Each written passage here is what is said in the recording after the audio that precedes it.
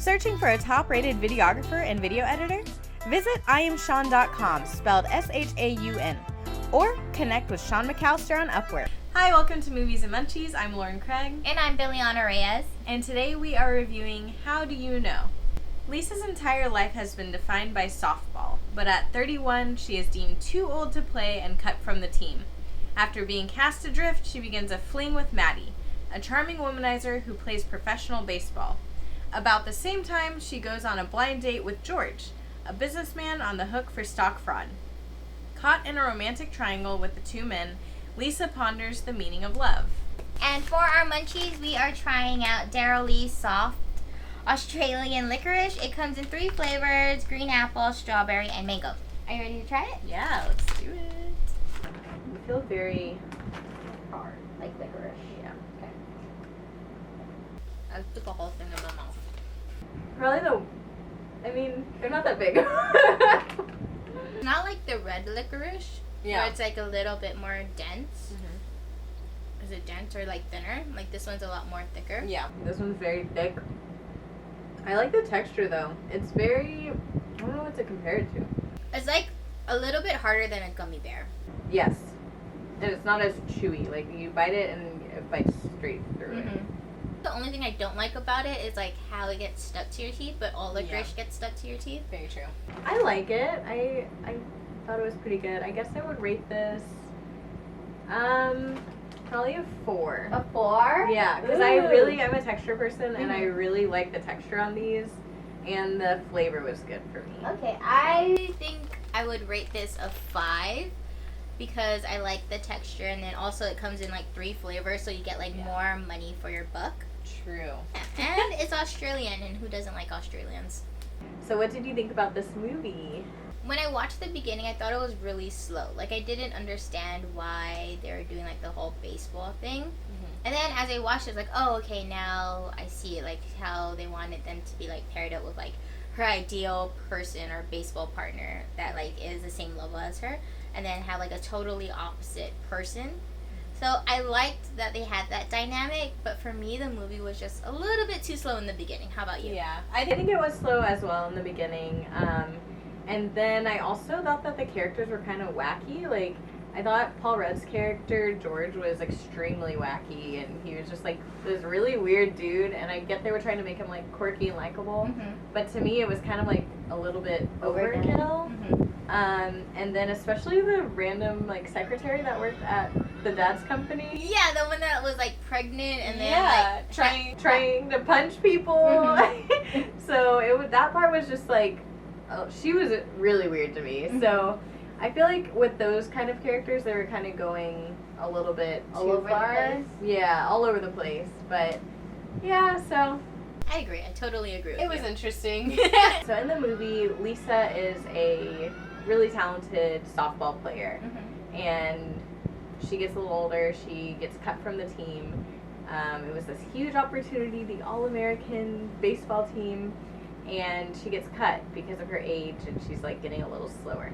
And she faces, like, this really hard rejection where she's, like, crying in the mirror, just feeling awful and sad, and she felt like her life is over. Yeah. Have you ever felt rejection like this? Oh my god. Yes, all the time, especially, like, being as an actor. Like, if you really want something and then you don't get that part, like, I have that first, like, 1 or 2 days where I'm like, oh, like, I suck, I'm horrible at this, and then I'm just like, you know what, it wasn't for me, like, just move on and do something else. So I've had that with my acting experience, and I would say also, like, in real life, like, when you want something and then, like, it runs out, or, like, when you're, like, hoping to, like, go hiking and then COVID shuts it down, so stuff like that. That happened to me this week. Oh, okay. Yeah, same for me, especially, like, I feel like I told my mom, as an actor, your biggest job is getting rejected, because you're gonna get a million no's, and then if you get that one yes, it's like makes it all worth it. But one particular rejection that I remember facing that was really hard for me was when I was first starting out in acting, and I really was trying to get an agent, and I didn't have, I think I had like I had done one short film. I had like had my friend do my headshots and everything. I was super new. and I had submitted to like all of the big agencies in Texas. I was in Texas at the time, and I got rejected by all of them. And I was so hurt. I was like, really? No one even wants to meet with me or anything? What am I ugly? Like, what's going on? Yeah. Am I really that untalented? And so that was really hard, but how I pushed past it and moved on from it, I basically started stalking all the agencies. Yeah. And I followed them all on Facebook, and then one of them was having this like social event, and it was like open to the public, so I just went to the event, and I was talking to someone at the bar, and I was like, hey, are you represented by this agency? And he was like, yeah. I said, can you point the agent out to me? And he like brought me over and introduced me. I was like, hi, I'm Lauren, I'm interested in your agency. And just was networking there. At first he totally blew me off, but then I guess like he just liked that I put myself out there and wasn't an asshole. So he was like, here's my card, call me later, we'll talk. And I got signed by them. So my first question to you is, have you ever been better at your partner at something? Yeah, so I am really good at like graphic design and a bunch of like computer stuff. I like to edit video. I'm not as good as you, but I'm learning. I'm still learning. But you're still better than me. But all that kind of like artistic side, I'm better at than my partner. But he has strengths that he's better at than me. Like, he's not in the creative industry at all, but he's super handy, and he's like really smart with doing business and everything like that. So I think it's nice to have that balance, because like I have these strengths and he has his own, and if he needs something over here for graphic design, I have designed stuff for him in the past, and then It just works out balance. yeah, for sure. What about you? Me, I would have to say that I'm a lot better at organization and administrative work. Because I don't think I've ever seen Jody do it, but I also know that like if I was to like show him it, he would like kind of like not know what to do, which is okay, because like all the paperwork I do like with entertainment is like very, how do I say it, where like there's just a lot of words you have to read over and make sure like you understand it. Yeah. So all like the legal and document side, I feel like I'm better at.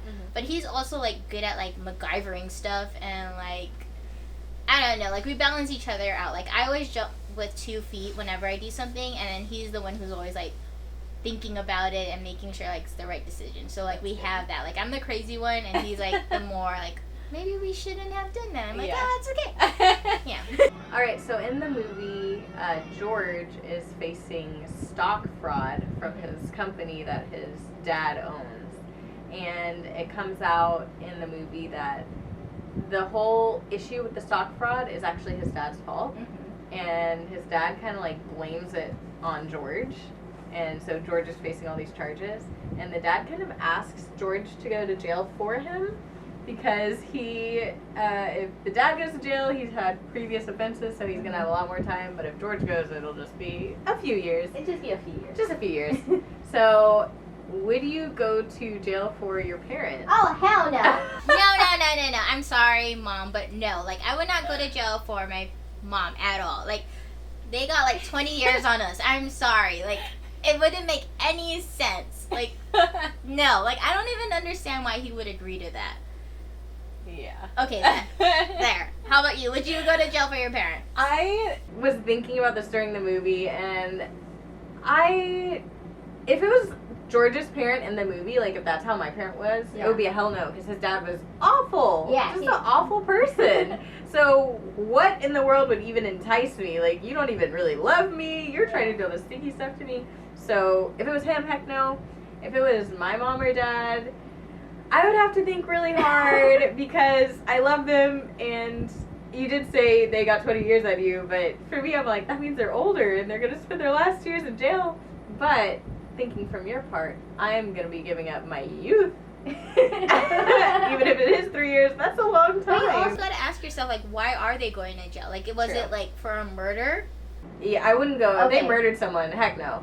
in the movie, Lisa ends up calling Paul like right outside his building, like not with him not even knowing. Have you ever done that where like you went to a friend's house and called them and then like stalled a bit to like go inside? I have not done that. You haven't? I have not. Okay. No, if I have often been like randomly in the area of my friend's house, and I'm like, well, since I made the drive over here, I should see what they're doing. Mm-hmm. But I always just tell them, hey, I'm in the area. What are you doing? I never like act like I'm not there.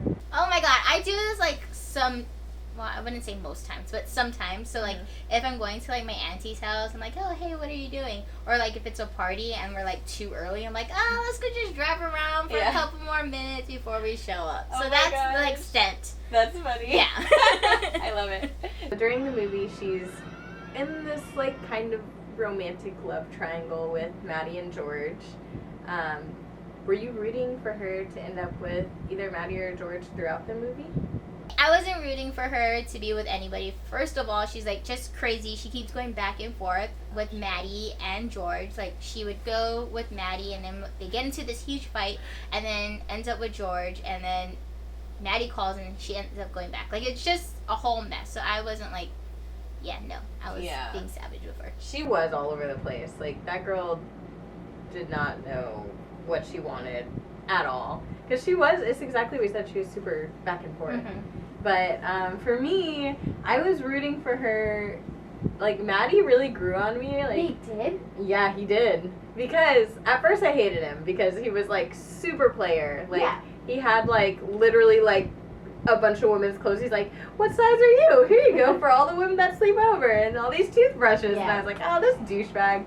But then, like, I guess in the middle I started liking him because he was just this, like, really dumb, lovable guy, and you could tell he was, like, kind of trying. Like, he was messing a lot of stuff up, but you could tell he cared about her. So I was like, oh, he was, like, he's trying and he cares about her. So for most of the movie, I was rooting for him and her. But then at the end... You fell in love with George. No, at the end I wasn't rooting for anybody because I didn't like George. I thought his character was too charactery and just kind of, like, annoying and weird. And I'm weird. There's nothing wrong with weird people, but I didn't believe his weird as a character. He was too out there. Yeah, he was like too out there, too and it just didn't seem realistic to me. Like they didn't seem like they really matched. Like I felt like her and Maddie matched better, but Maddie was just like, at the end he was just like too much and like trying to control her and everything. Okay, so what would you rate this movie? Okay, so this was a really hard decision for me because I love Reese Witherspoon and she's the reason why I got into acting after I watched Legally Blonde. Amazing. So, it was really hard, but I would give it a 2. Just because I didn't like the characters, I didn't like how she was like acting, like I thought she was just like all over the place. And like I didn't feel like I felt like a sense of closure after I watched it. I was just like, what the hell? Like what is this girl doing? How about you? What would you rate it? I also rated it a 2. Hey! So same rating. Same thing. I didn't really like the characters very much. I thought that Reese's character was like way too over the top, kind of neurotic. And then, like I said, Paul Rudd's character was very weird and strange. And then I just felt like they were very kind of like one-dimensional characters. And the storyline for me was kind of interesting. Like I liked the whole corporate fraud thing and how that was going on, and they both had things going on and they kind of came together in a mess. So I thought that was kind of different for a rom-com. And I love rom-coms. That's the only reason this got 2 stars instead of 1. So yeah, just kind of Thank you so much for watching Movies and Munchies. Make sure you go watch How Do You Know? I watched it on Netflix, and I'm sure it's on several different platforms. Yes, and also try out Daryl Lee's Soft Australian Licorice. If you haven't tried it out, make sure to try it. See you next time. Bye. Bye.